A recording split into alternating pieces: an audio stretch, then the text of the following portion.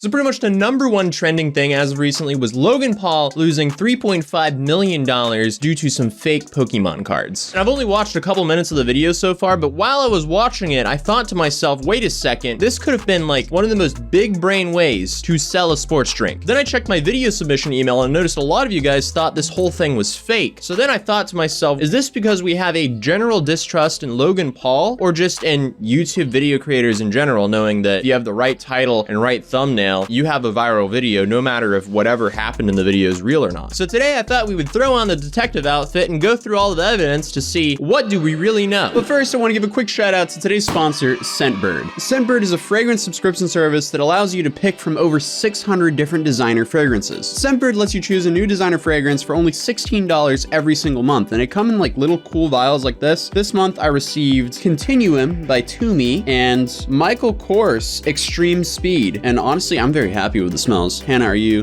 want to give a little whiff? This one is my favorite right here. The Michael Kors one? Yes, that one's my I kind of like the Toomey one the best. I'm a big Toomey fanboy. These are both really good. What's great about Scentbird is you get to try all of these different fragrances for not the cost of a full bottle, because a full bottle of some of these can be from like $100 to $500. And we get to switch up the new smell every single month, because we all have these perfumes that have been sitting around for 3 years that you just cannot empty, that you probably spent an arm and a leg on buying in the first place. But hey, this solves that problem. Also, they have a massive selection of unisex scents, and if you want to take a quick quiz on Scentbird to discover new fragrances, it's right there on the website. Then, based on your preferences, they'll match you with the perfect scent for you. So I'm sure you'll find something you love, and if this sounds interesting, you can feel free to use code Atozy for 55% off your first month at Scentbird, meaning it's only $7 for your first month at Scentbird. So thank you again to Scentbird for sponsoring this video, and without further ado, let's just hop right back into it. Well, to answer the question I asked earlier, which was, what do we know so far? Well, on the 20th of December, Logan Paul just posted this tweet that says, just dropped $3.5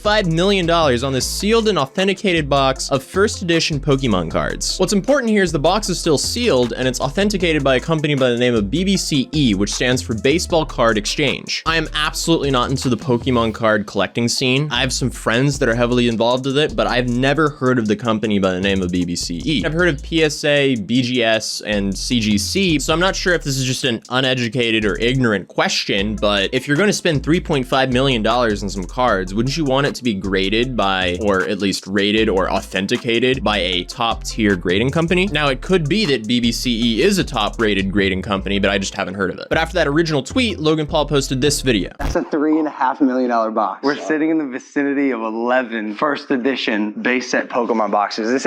This will probably never happen again. Is this the only one that we know of that exists? Until somebody shows another one, it's the only one. How many first edition Charizards that are inside here? Charizards they've been eaten. I can hear them, fam. They're trying to get out, bro.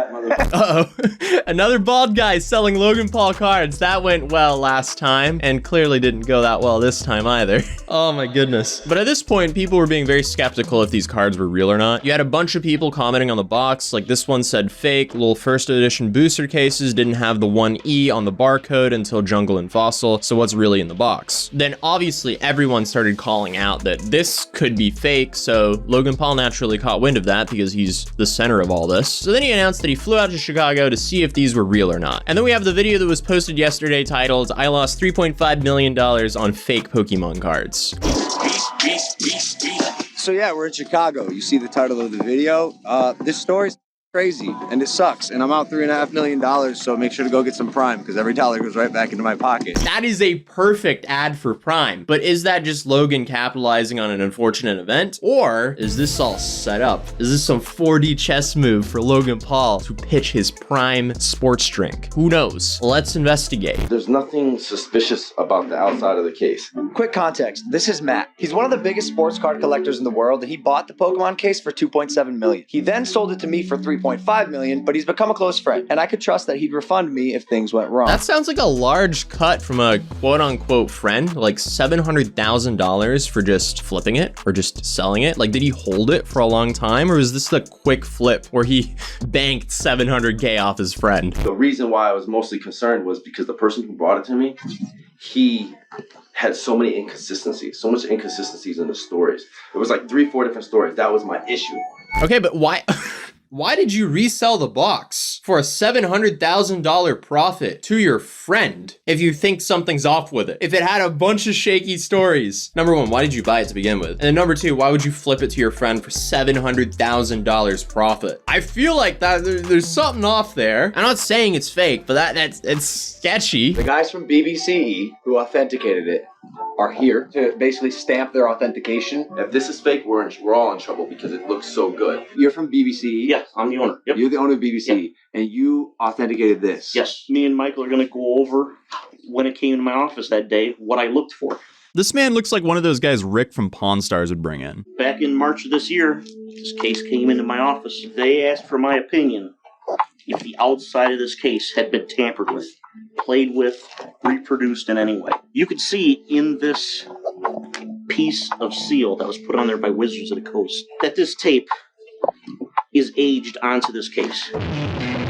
Oh man, is this guy's reputation being put at risk right now? Oh lord. The internet questions BBCE's legitimacy after Logan Paul's $3.5 million Pokemon card disaster. Oh no. This video is crazy to watch. BBCE authentication just fell off a cliff. No recovering from that. The dudes that sold to Shine apparently is lawyering up and not refunding him. Shine refunded Logan already. This is wild. That is actually wild. Okay, so kudos to Shine for allegedly already refunding Logan Paul for this, but damn, okay, let's get back into the video because they haven't even opened the box yet. And my main question here is they are authenticating a cardboard box, a normal cardboard colored cardboard box. They're slapping their sticker of approval based on a box they literally cannot open because it devalues the entire thing. Isn't that insanely sketchy? Run your entire business off of that? I feel like it would be pretty easy to miss something there because you don't really have a lot to go off of. These guys, to my knowledge, are trading card experts, not cardboard box experts. Clearly, I guess, because they missed it, but like, it just sounds risky, especially just putting your name on it and your company's reputation on a cardboard box. This bullshit. Why doesn't this one say first edition on it? Oh no. Yeah. No, not like this. Not like this. God, oh my God, bro. G.I. Joe! G.I. Joe! Okay, so Bald Dude lost his $700,000 profit. If he actually refunded Logan Paul, I mean, he lost $3.5 million potentially, depending on if the original dude refunds him. Because now you have to go through a whole like chain reaction of refunding. Logan Paul got refunded. Now Shine needs to get refunded from the original guy, and then the original guy needs to get refunded from whoever he got it from, unless he's the scammer. This is going to be a sticky situation. Imagine going to jail over some fake Pokemon cards. You are going to be violated in the showers. Oh, and not to mention BBCE's business is probably completely effed right now. I mean, like, so many people have cards and stuff that are verified by BBCE that are probably going to now go, uh-oh, do we have to send this to like PSA or CGC or something like that to get a second set of eyes on it now? Because now they lost a lot of trust. I don't know if Jacob knew it was. That's where it gets. That's is where I'm at, right? There's gonna be a whole other process that goes into this. This is. I would have never purchased this if it wasn't BBC Rap.